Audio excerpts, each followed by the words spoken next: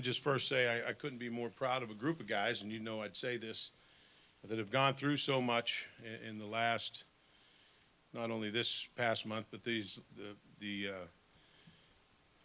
three classes have gone through changes. The last month for these guys has been very hectic, yet they bought in. I think they've learned lessons in their tenure at Wisconsin. They are very resilient. But I thanked them for believing in me and the plan I would give them in a very short time. I told them I'd have them ready for the game. We'd try to get them stronger. We tried to get them healthier, and we'd give them a good game plan. And our assistant coaches were very professional throughout this process and gave them a good game plan and gave the kids a chance to win. And, they beat a very good Auburn team. Gus runs a great program. They have a number of outstanding players. The things they do offensively create problems, but our guys were able to answer it and find a way to win. But very happy also for the fans of Wisconsin. We've had a dry spell in bowl games, and we went a while there where we won every year, but maybe we can get that ball rolling that way now. But proud and pleased with the hospitality that we had here in Tampa. Jim and the Outback people do such a tremendous job, and I want to thank them for the tremendous hospitality and the way we were treated in the first-class manner in which this bowl is run.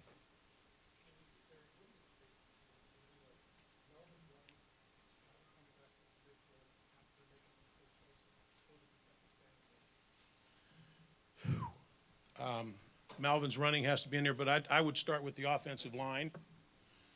Our game plan was to open it up early, to throw the ball, to loosen them up, to get them running around up front, and then let the offensive line take over and establish our running game. I was really liked when I saw that opening drive in the second half. We ran the ball down the field, and basically we had a hard time with them, and they had a hard time with us in the second half.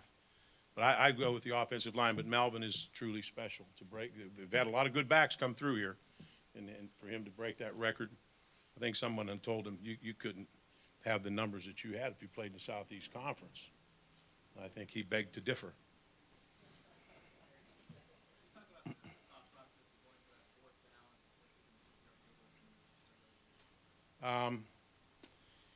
It was a tough kick. Quite frankly, I wanted to go for the win. We're playing with a guard who's got a leg he's dragging around for an entire half. I didn't know how much longer he'd go. He was having a hard time on combination things. I didn't want to take a chance with a kick and go into overtime when we had a chance. If we can get a first down, we could go in and have a shot to win, and we had a shot.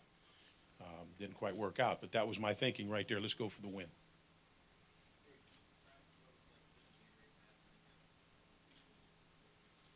Yeah, you know what?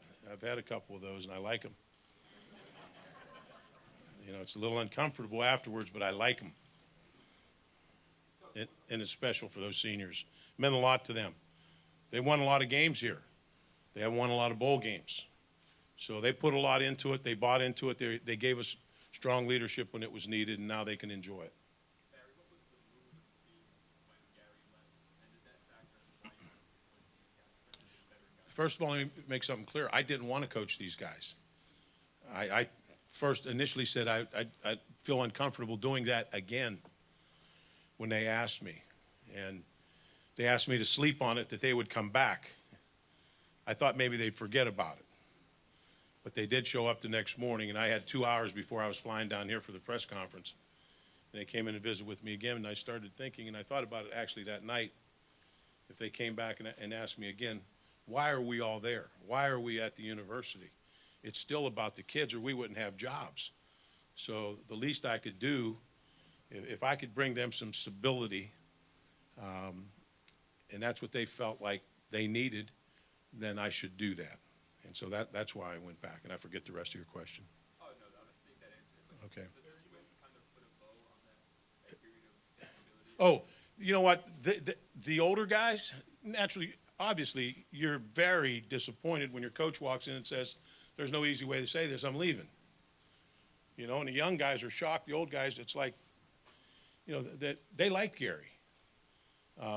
And then I visited with him afterwards and told the first three rows who've been through this before, I'm going to give you the same message I gave you before. Don't be afraid of change. This is a life lesson. You can grow from it.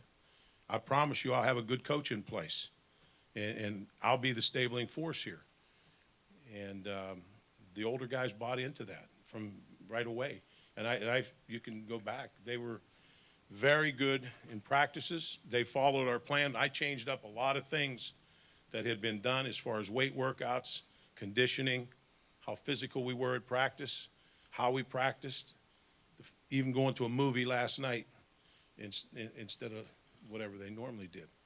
And everything that I changed, they bought into it, and they felt like that helped them. That could help them win. I asked them to buy in, followed my plan. We've won a few games, and bowl games. So follow it, and they did. No, I'm talking about Costigan. Costigan could barely get out of the huddle. Volts has a fracture on not his ankle, but one of those, the smaller one. That was really good in.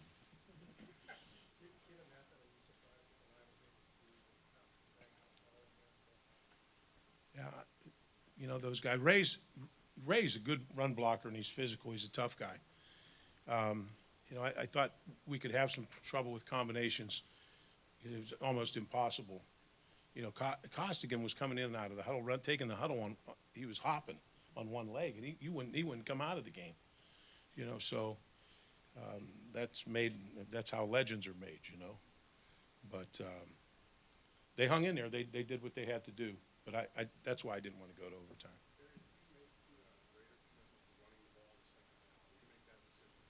No, that was Andy Ludwig's plan from the very beginning, that we wanted to open the game, throwing the ball, open it up, make them run around, maybe try to tire their front up, loosen them up a little bit, because we knew they'd hug the line of scrimmage.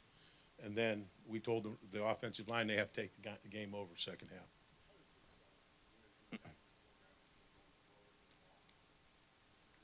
Yeah, these are all, absolutely. There are a lot of young players in that room. Winning is good. And especially now, they beat a very good team. It's 11 wins, guys and gals. 11 wins is hard. There aren't many teams out there that'll have 11 wins at the end of the year, and we're going to be one of them. And these guys know how to win. The young guys see what it takes to win, and that'll carry over.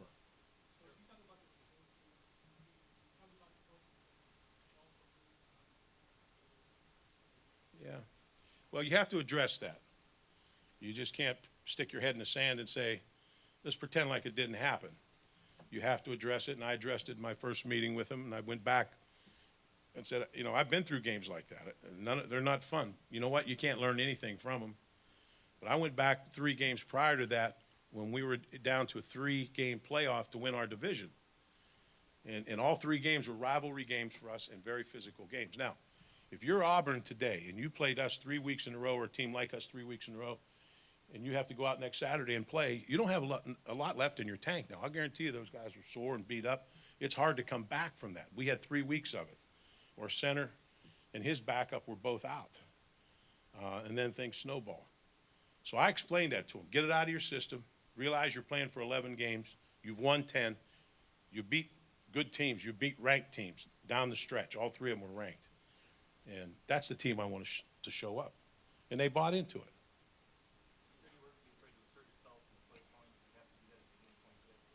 A couple times. Every 4th down call.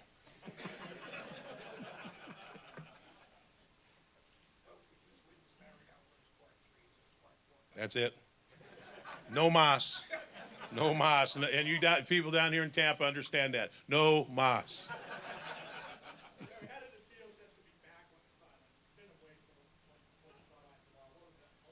Felt good. It felt good, and I loved, especially a game like that where it's a game where both teams are moving the ball and who can make plays.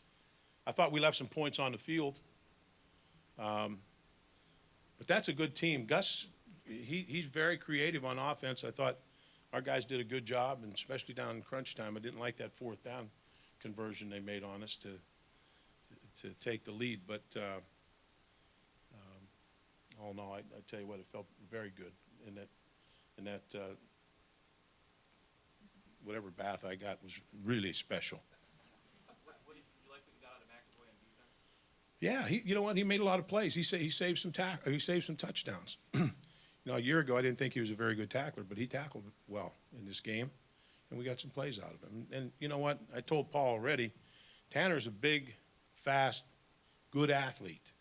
We got to get some mileage out of him someplace, whether you use him, you know, sparingly at quarterback, or you use him as a wide receiver. You use him as a safety. Someplace you got to use him. He's too good not to be on the field.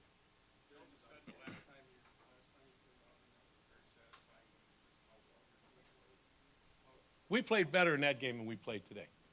We didn't turn the ball over in that game. We turned it over today. As I said, we left some points on the field. We played well enough to win. We made enough big plays to win. We didn't play, and we had a lot of guys that played great. Melvin played great. Our offensive line played great. I can go right down the line, but, you know, a lot of turnovers. We played well enough to beat a very good team. Do you think this makes a statement for Wisconsin football? A lot of people think your style of play can't beat, athletic, quicker SEC, Pac-12, Big 12 top teams. Does this make a statement for your kind of football? I don't know what kind of football I play. I play football. Run the ball, throw it when we feel like it, set up the run, play good defense, good fun. We're not going to live on throwing the ball. And when you don't throw it well, you really don't live on it. There's a lot of ways to win football games. You just have to execute, and you have to be sound in how you do it. And, Jim Harbaugh made a living at Stanford, and then when he jumped to the league, Nick Saban did the same thing. He did what he's doing at Alabama is what we do. So there are a lot of ways to win. There's not one secret formula, but you better be. I think in football you have to be tough. That's how I was brought up, and that's how I like to play. That's how I like my teams to play. And I think sometimes if you get away from that too far and you play a team that's going to go out there and knock you around, you got problems. And if you aren't fast enough in the team, to cover teams that are going to spread it out and throw over, you got problems. So you got to find that happy median. Obviously, we have enough guys that can run around and cover you and play in space that we can defend well enough to win. You'd be surprised. We do see a lot of teams like this in our league. So, but his offense is a little bit different than others.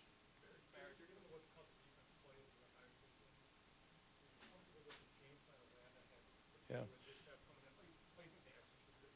I think they executed it well. We missed some tackles, but I think Dave really he zeroed in on formations, and they give you so many formations, and you have to communicate so much. If you're not on top of it, one guy makes a mistake. It's assignment football. It's wing T football. It's option football, but it's assignment football, and a lot of it's in space. And you got a quarterback. You have to defend 11 people because that quarterback can hurt you. And I thought Dave did a very nice job, and I think our kids executed.